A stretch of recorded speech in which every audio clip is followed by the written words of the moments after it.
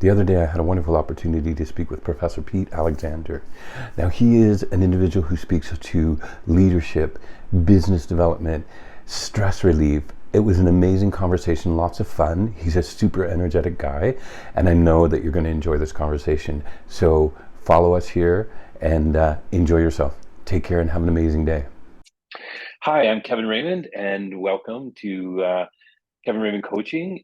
Thank you, Kevin. I really appreciate being on your show, and I really appreciate your listeners' time as well.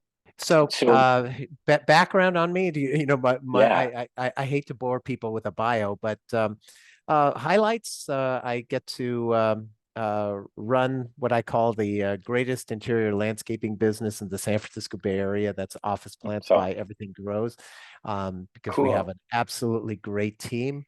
I'm also a college professor with Antioch University, where I get to inspire my students to develop marketing plans on their particular interests so that they can actually implement those in their day-to-day life.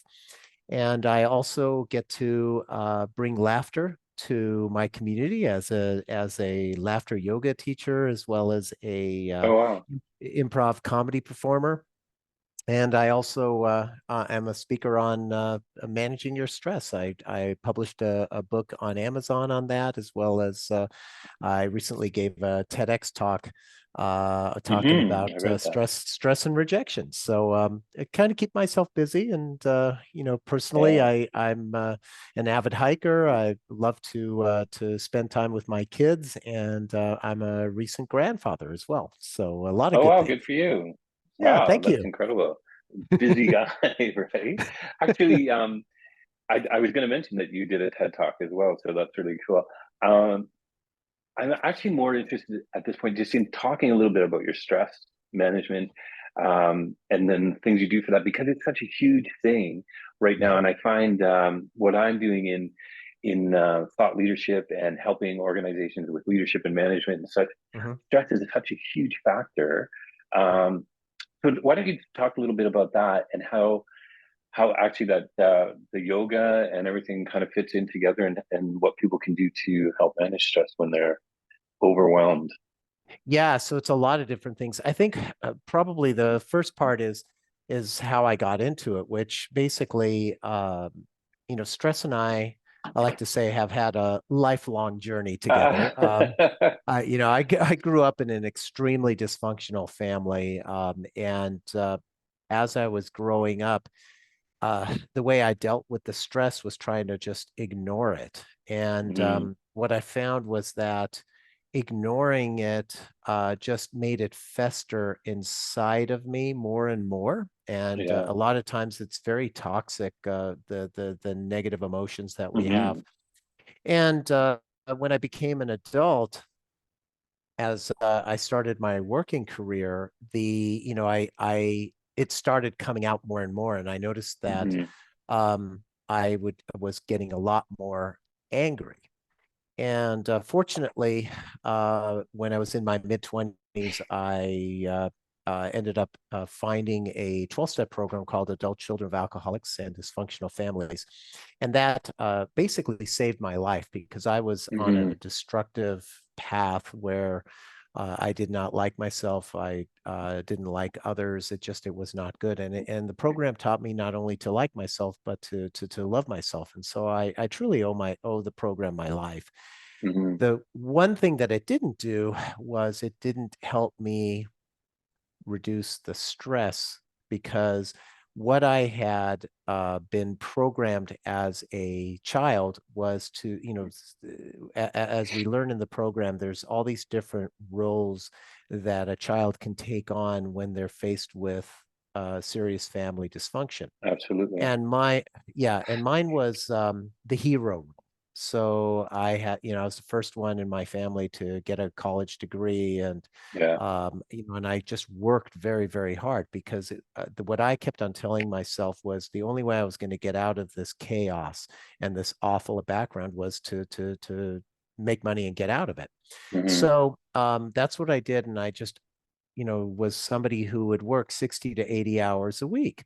And you can do that for a while, But over Yeah. time, it just starts to, to really wear you Yeah. down. And what we end up having when we are stressed, our bodies, what they'll do is they'll give us warning signs because, we have both mental and physical stress. Yeah. Mentally, well, the early signs of it are things like a lack of concentration instead of being able to focus. Um, Maybe mood swings before, before, you might go from happy to sad or angry at a moment's notice. Yeah. Or maybe we get a panic attack or anxiety over something that potentially is going to, it may or may not happen in the future. Or let's say we're abusing prescription drugs or alcohol. I mean, those are all signs that we are mentally Sure. stressed. And those are the early warning signs. Physically, it might be something like instead of having one cold a winter season, we might have multiple, like every month, a cold because our immune system is Right. down. Or we get back and shoulder stiffness because those of us who work at a desk, when we're stressed, we tend to hunch over. So that's going to give us an indicator of it. We might be having excessive or not enough sleep. Digestive disorders where no amount of Pepto-Bismol will help. Exactly. Or let's say we're reaching for the Excedrin bottle every day or every other Yeah. day instead of occasionally because we're constantly getting headaches. Those are all indicators, early indicators that we're physically stressed. And one other one that happened to me directly back in 2008 is serious weight fluctuations, either gaining or losing weight. And what happened to me was all of a sudden, back in 2008, I'm in my mid 40s, and I was faced with a perfect storm of stressful activities. My dad was dying and he needed all of his affairs to be taken care of. Yeah. My mom, who he had divorced many years previously, she had major hip surgery, but didn't have the insurance to help her with the rehab for that. I was running my landscaping business and my employees needed my attention. My kids were small at the time and they wanted dad's attention, and my marriage was heading for a divorce. So needless to say, lots of things on my shoulders. And what happened was I ended up losing 30 pounds in 30 days. And Wow. at first it was like, wow, this is fantastic. I haven't lost weight since my early 20s, right? No kidding, and right? I wasn't dieting or anything. I was just doing my normal, eating my normal stuff, and I was exercising, but I was just doing my normal exercising, and the weight kept coming off. And once the 30th pound came off, I decided to get some blood work, and sure enough, came back. And doctor tells me that I've got stress-induced diabetes, and nobody in my family has diabetes. So it was like, whoa, what has happened here? So then, like a typical entrepreneur, I decided, I said, okay, just give me whatever drugs I need. I need to keep going because I don't have time to deal with this. So what do? I continue to burn the candle at both ends for another 10 years until I end up in the emergency room with a severe case of diabetic ketoacidosis. And for your listeners who don't know what that is, basically my body was eating itself alive because of my stress. And even that, I had gone back to corporate life, and had a business partner that was running the landscaping business. And get this. So when I was admitted to the hospital, my blood sugars were so high that the medical grade glucometers could not read it. So the lab had to manually estimate it. They estimated it to be 8 to 10 times higher than it was supposed to be. And so they transferred me into ICU for the first and hopefully only time in my life. But I'm second day in my ICU. I'm reporting to a micromanager. And here I am now in my mid 50s. And this micromanager sends me a text at about 6 o'clock in the morning on a Tuesday, I remember. And mind you, my micromanager knew that I was in the hospital and I didn't have Yeah. my work laptop, but the message says, you have a webinar you need to run at 8 o'clock. What are you going to do about it? And so I'm sitting there with my phone, pushing the envelope on what I can do. And the nurse on staff at that time for me, she comes over and they were checking my blood every half an hour to an hour. So, Hmm. so anybody who thinks you actually sleep in the hospital, that's a Yeah, misnomer. no. You do not That sleep is in the not the hospital, case. not even in I the know. ICU. Yeah, I they're know. constantly poking and I prodding you. know. Yeah. So she's goes and she checks my blood as I'm sitting there doing with my phone. And as I was in the ICU, my blood sugars had come down, not not to normal levels, but at least they could be read Yeah. by the glucometer. And so they were at least more reasonable numbers, still high, but reasonable. As soon as I was sitting there on my phone, like a 90-degree angle, it shot straight back up. Wow. And she says to me, just as a matter of fact, she says, you realize this is what put you in this hospital bed in the first place, pointing at my phone. Yeah. And that was the epiphany moment I needed to hear. A Thank person who, goodness. yeah, so this, guardian angel, I guess is what you would call her, basically a perfect stranger, Hmm. had no skin in the game to tell me anything. Yeah. And I had heard from my family, my doctor, my friends, all telling me, you gotta, not push yourself so hard. And it was like, yeah, yeah, yeah, yeah, yeah, right. Hmm. This is the first time it hit home. And so what I did was I spent the next couple of days before I got out of the hospital thinking about what can I do differently. And so the first thing I did was I quit my job. And then I focused for the first time really in my life on my health. And Hmm. so I started, finding all these different stress relief tools and techniques. And I applied them, and a lot of them worked, some of them didn't. But what I noticed was that not only did my stress go down, but my weight went down, Hmm. my glucose numbers went down, and my energy level went way, way up. It was as if I had discovered the fountain of youth. And if you were to see a picture of me from 15 years ago, 2008, where I was first Right. diagnosed with stress induced diabetes, and you look at me now, with the exception of a little bit more gray hair, I actually look younger than I did 15 years ago. And that's Wow. what stress does to us.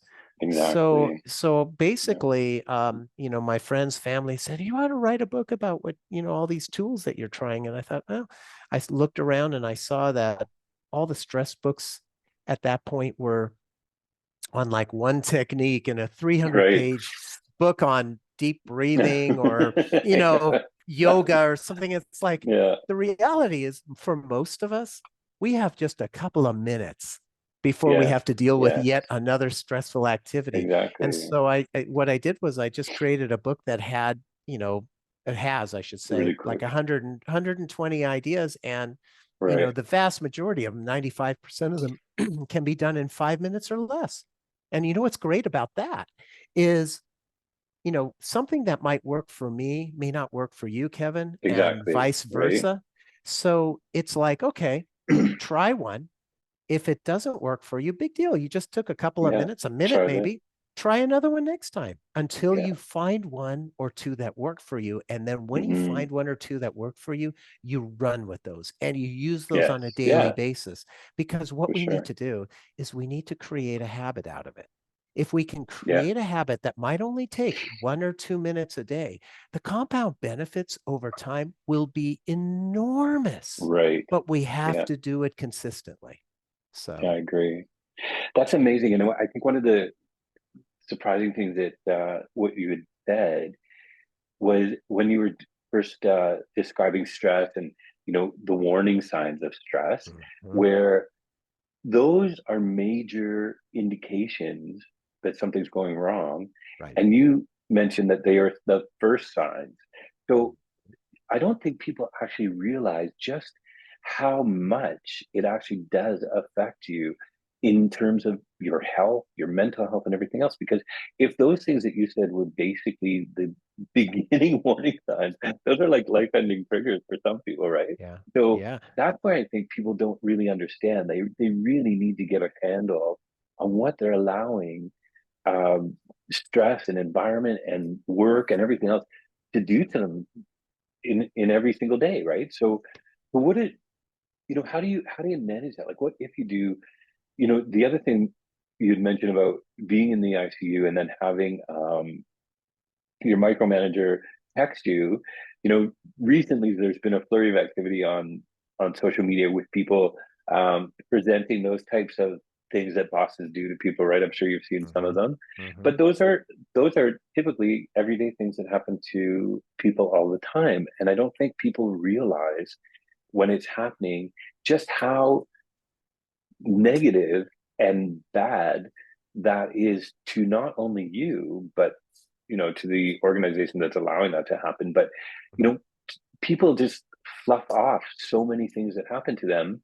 What are some of the things that, like, what can people do to help, I guess, see those things coming and then, stop them kind of in their tracks, because it does end up being just a habitual thing where it just gets worse and worse and worse and worse. I've worked with many people in my lifetime that, you know, those are, you described exactly, like even myself, like, the amount of stress that I went through as a young person as well. And then, recently, whatever, health wise and stuff, it just happens. And you don't even know that you're allowing that to happen. So what are some of the things or tools that you can use to actually identify these things right off the hop and just try to maintain and balance that better? Yeah, it's a great question. So the first thing that I highly recommend is to listen to your body. Be Yeah. mindful of what's going on in your body. Your body is giving you early warning signs that, as we talked about earlier, early Hmm. warning signs. But if you ignore it like I ignored it, what happens is we give our bodies no choice but to keep ramping it up, ramping it up, ramping it up until it becomes a Hmm. critical situation. In my case, if we think about like the weakest chain in, weakest link in a chain, Hmm. mine was my pancreas. Even though diabetes does not run in my Yeah. family, but I Hmm. guess that was the weakest organ in my body that basically now Trigger. I'm stuck with a chronic disease that I have to deal with for the rest of my life. Hmm. The thing that happens, is um, if you talk to your doctor about it, or about your stress, and you say, I don't want to get stress-induced diabetes, let's say. Hmm. Technically, a medical professional will say that stress does not directly lead to diabetes. There's a middle portion, Hmm. which is cellular inflammation. And anytime we are overly stressed over and over again, because we think about the fight or flight Yes. kind of mentality, that is Yeah. something that our bodies are the same as they were back in the Stone Age. And the fight or flight scenario worked great when we were dealing with a T-Rex, a saber-toothed tiger, or Hmm. whatever it happens to be. Yeah. But nowadays, almost all of our stress is mental, and we're Yeah. thinking about it as opposed to, dealing with something right in the moment. And what happens is we're getting dumped with this adrenaline and a cortisol that constantly being put into our bodies creates Hmm. cellular inflammation. And if the cellular inflammation is continuing over and over in our bodies, that will end up creating diabetes, heart disease. Hmm. It could lead to stroke, cancer, whatever. These chronic diseases that we can, hopefully minimize the chance of if we can become mindful and listen to our bodies. And some of the things that we can do. So let's say if you unfortunately work for a micromanager boss who doesn't trust you. That's typically what a Hmm. Yes. micromanager is. They Yeah. don't trust you, so they have to micromanage everything Yeah. that you do. Well, um, you have to set boundaries in that Hmm. situation. And like I've worked for bosses who expected an awful lot. And, one of the best ways to have a boundary is basically to say, okay, you want me to do this. I've Hmm. already got my plate is full running over. What on my current plate needs to be taken off because I'm not going to be Exactly. able to do it. So that's something that you can talk to a supervisor about. That's setting a boundary. Another one is setting proper expectations. Hmm. So how often do we take on a project? And Yeah. let's say you and I are working on a project like this podcast, Kevin. Yeah. And let's say that you said, okay, we want to have it at, we're going to have it on a Wednesday. Well, let's say if I don't clarify with you, well, what time on Wednesday? Hmm. And you think you said it to me, let's say, Yeah. and all of a sudden you're ready at one time and I'm ready at another time. So think like something like a Yeah. timeline where that something has to be delivered on time. If you don't have the right expectation, that's going to cause additional stress Hmm. because if your customer or your boss is expecting it in a particular time frame or a certain deliverable, let's say, Hmm. what is it, that you're Right. working on, if it's a plan or if it's a design or whatever it happens to be, make sure that if you have any questions about it that you are not clear on, absolutely clarify that with the Hmm. person you need to deliver it to so Yeah. that, when you deliver, you're not delivering something that is not going to meet expectations. The biggest, probably the biggest thing that I learned early in my career before I did anything about stress Hmm. was to under promise and over deliver. Yes. So, Yeah. a lot of people like to call it sandbagging.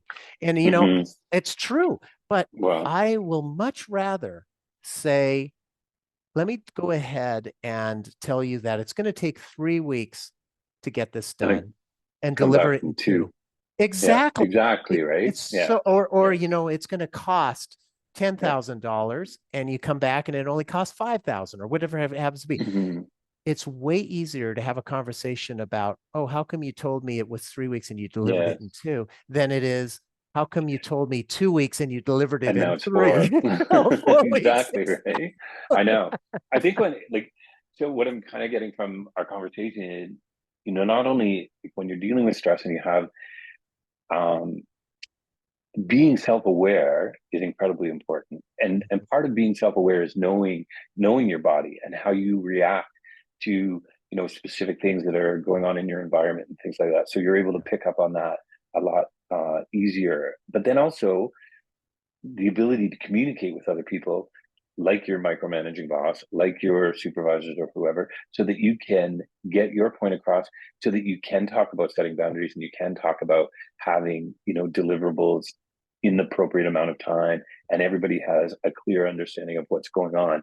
I think that, I deal a lot with my clients in those exact things, right? So trying to make sure, I think one of the biggest things is being self-aware and what your real capabilities are, what you're capable of doing Mhm. and being in terms of what people can expect from you, right? Yeah, Like quite absolutely. often people assume that you're able to do something and maybe you're not, but you have to be able to express that and say, I can do this. I can't do it in the time frame that you're talking about, but I can do it in this time frame, and just make sure that everybody is aware of that, but that there are no surprises, right? And it eliminates that kind of an issue, right? Um, Absolutely. Yeah, and I one thing think, that I would, sorry to interrupt, but no, one go thing I ahead. would add to that is, when you're trying to clarify those expectations, one thing that often we have to, especially in a work scenario, is, and let's say a provider customer scenario, is Hmm. that as you were saying, I can do this, I can't do that. Sometimes we get into the point where, oh, we can just do everything Hmm. and we don't deliver or we add additional stress to ourselves because it's out of our realm of Right. expertise. And one of the things that I learned through in our landscaping business is that there are certain customers who are not a good fit. And we as entrepreneurs have to learn that if we have a customer who is not a good fit, Yeah. we have to say be no. okay to actually fire a customer. Yes. And Yes. that is something, because when, you know, the reality is one of the biggest tools that we can do, and I'll give a link that you can share with your listeners on this, Great. is to really understand what our our top personal values are when it comes to our career, let's say, or any major aspect of our life. Yeah. But a personal values is what is important to us. Yes. And when we have a customer who is not aligned with our personal values, and we Yeah. try and force it, if you know that square peg in the round hole kind of a thing, it just is going to cause us undue stress because we're not being Absolutely. we're not aligned with our personal values. Yeah. So Yeah.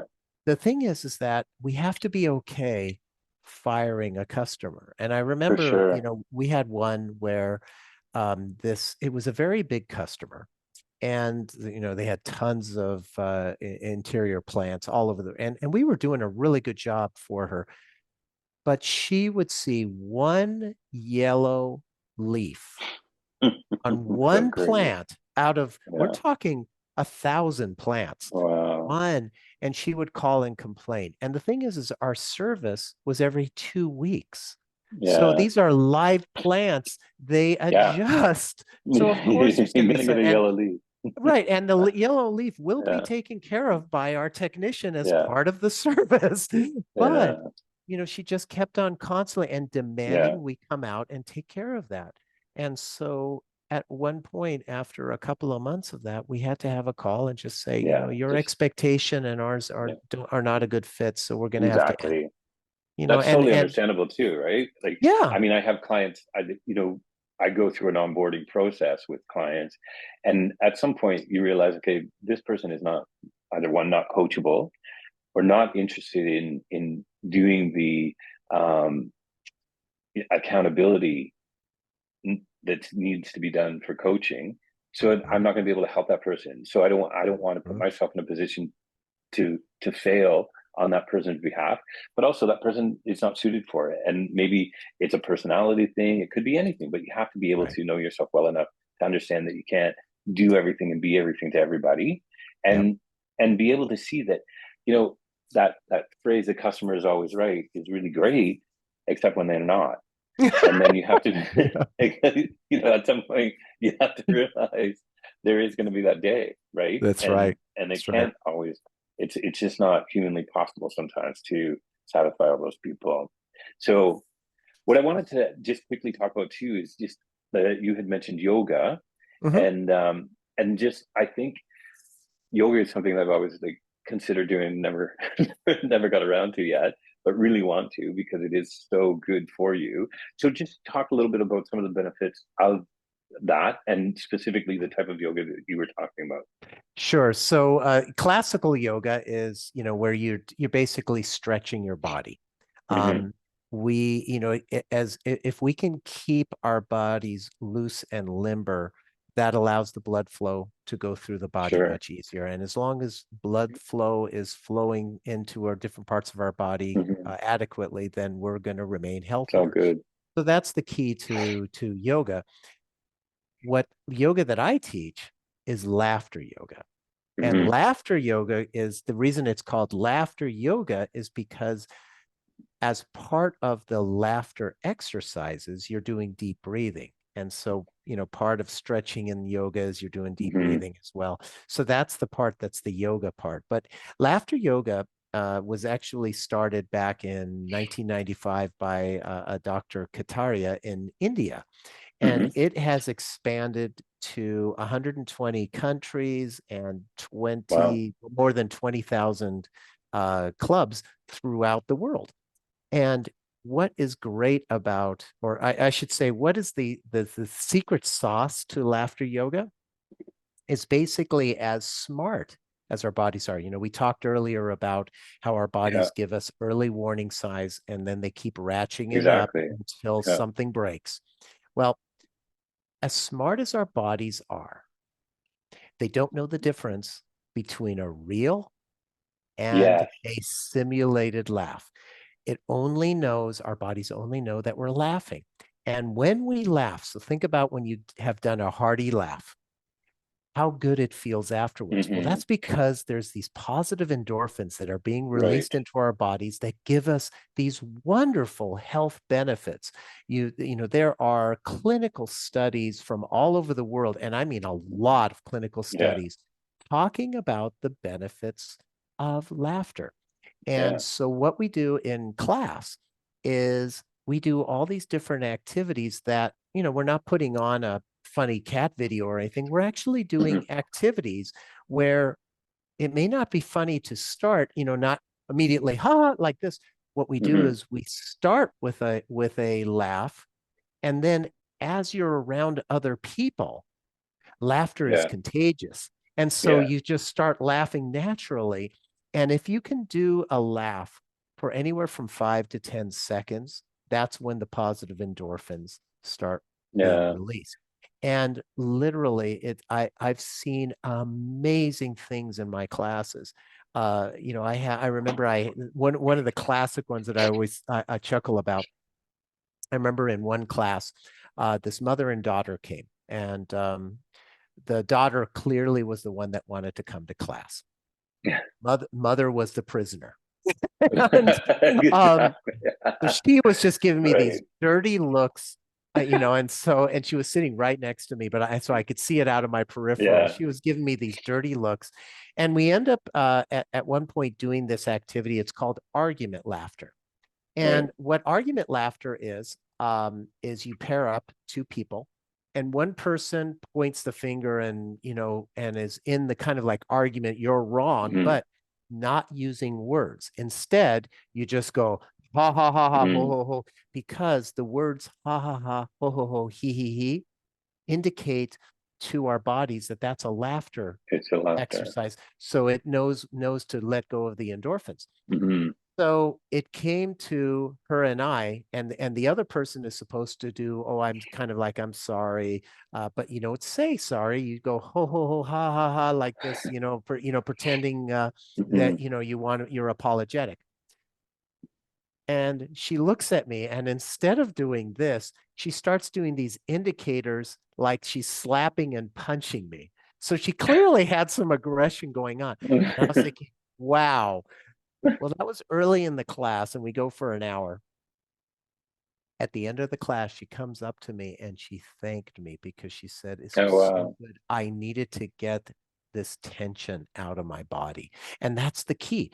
That is, You know, yeah. when we're holding this toxicity inside our bodies, Yeah. It's it poison. does us, it's poison. It does us Yeah. no good. So we Hmm. need to let it go. And laughter is one of the most wonderful ways Yeah. and easiest ways to let it go. And the hardest part about doing a laughter yoga activity is you have to realize that when we were kids, you know, like say the average kid probably laughs over 100 times a day, even if Hmm. it's just a quick giggle. Yeah. As adults, we're less than 10 a day, less That's than 10. crazy. So we've forgotten what it's, you know, Yeah. the joy of laughter. And Yeah. so, you know, when people come to the class for the first time and we're doing these activities that really, you know, trying to tap into the inner child of everyone, Hmm. it doesn't feel natural at first because Yes. society tells us we're only supposed No. to laugh if something is funny, right? Exactly. Yeah. And funny and appropriate, hopefully. Um, but when we come and we just laugh for no reason, um, oh, no, no, no, you're not supposed to do that. Well, so we're going against it, and it's Yeah. so funny. One of my favorite activities in laughter yoga is called "Don't Laugh." And what you do is one person looks at another person and says, is serious and says, don't laugh. Don't you dare laugh. And you see, you're starting to And then you're smile already. exactly right. And then you're already. you're starting to Exactly. laugh. And the Yeah. thing is why does that work? It's because we're told not to do something, but we want to do something. And so, of course, our Exactly. natural Yeah. reaction is going to take over. And, it's just, it's a matter of just doing these laughter exercises. And what I teach people is how to do it back at home. So, Hmm. if they're faced with a situation where they normally would get upset about something, instead of getting upset with it, go ahead and laugh it off and Yeah, see what exactly. happens. It Makes a doesn't huge hurt. difference. Yeah. Yeah, it Yeah, it's not going doesn't. to change. It can't hurt. You're right. Like it's not going to make it any worse, right? I Right. find it amazing, like the parallels on, just being coaching and affirmations and laughing and the fact that your body doesn't know and your brain doesn't know what's real and what's not. If you tell your brain you're Yep. doing really great, then you're doing really great. Right. And a lot of people don't realize that that is such an amazing ability to acquire and work on to get what you need to get Mhm. yourself into a place that you want to be, right? Like whether it's laughing like you say, or if it's just telling yourself you're good, you're successful, I'm great, I love myself, like all of those things are so important. So Absolutely. that's a yeah.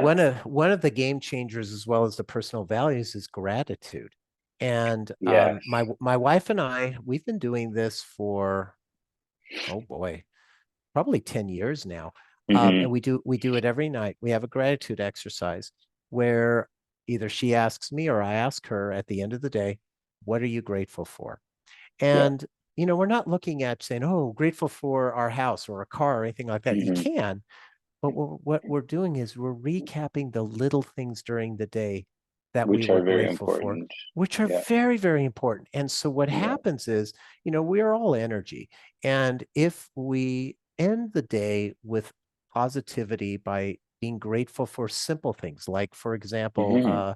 I got a phone call from an employee yesterday, and basically it was the number one on my list, because she said, hey, Pete, I went into this customer and she mentioned to me something you did for her back 12 years ago. Oh my goodness. Wow. And so what Yeah. happened was is that her husband was in the hospital, and sadly later he died.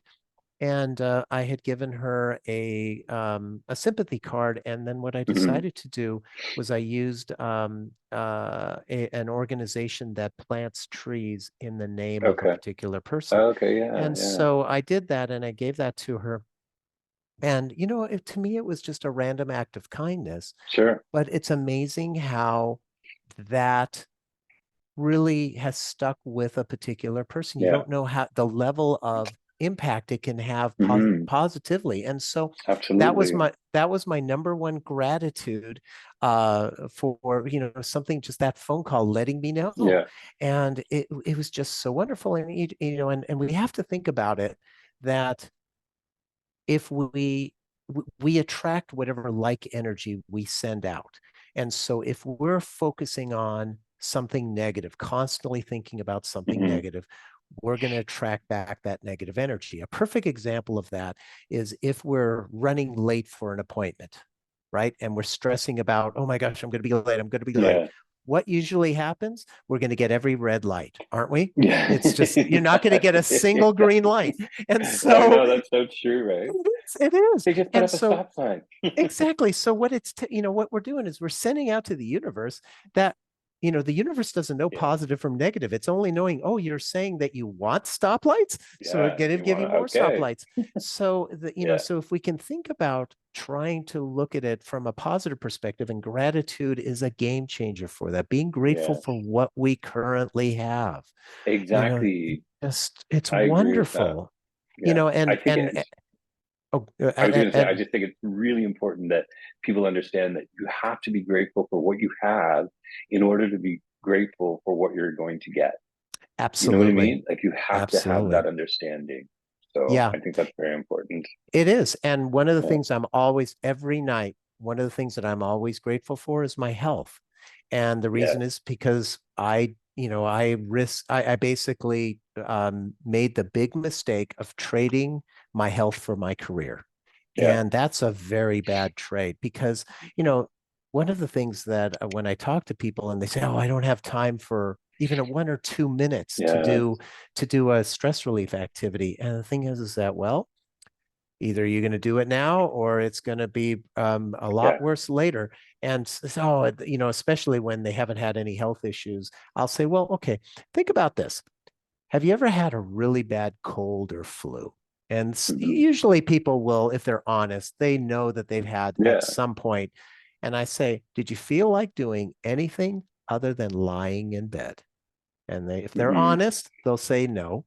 And so Yeah. the question is, all right, what good are you to your work, to your loved ones, Mhm. etc., if all you can do is lie in bed and do Exactly. nothing For days, as for opposed to days? dealing with Yeah, it as it's happening, right?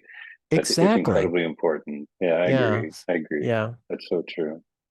That's been awesome. This has been like an amazing conversation. I can already think like I'm going to have you back on because there's so much information to be talking about. I didn't even get a chance to go over all of what I wanted to, but I really appreciate it because it's such an important factor. Like the stress issue in the workplace, in people's lives is so crucial. And this information is incredibly helpful. And I'm sure a lot of people that are listening are going to get a heap load of stuff out of it because it has been very enlightening. And I really appreciate you taking the time to speak with me today, Pete.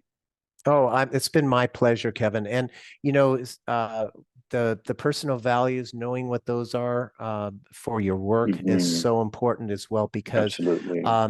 if you're working in an organization that doesn't fit your personal values, you're not being true to yourself. So you're creating Yeah, unnecessary stress in your life. You really are. So exactly. Yeah, nobody needs it's stress. important. No, There's no, I enough mean, but stress as it is, right? exactly. But one thing But before we close that I want to make sure the sure. listeners know that not all stress is bad. Mm-hmm. Because so That's yeah. there's basically two, there's eustress, EUSTRESS. That's good stress. That's Mm-hmm. stress that we have when we're working on something that we're very excited about. Right. That's the kind of stress that makes sure that we get it done on time. Mm-hmm. Okay. That does not Is negatively good. affect us. Right. Right. The negative stress, or some people call it distress, in my research comes in two different flavors. One is ruminating about something that we either did or didn't do in the past. We have like Right. guilt, etc.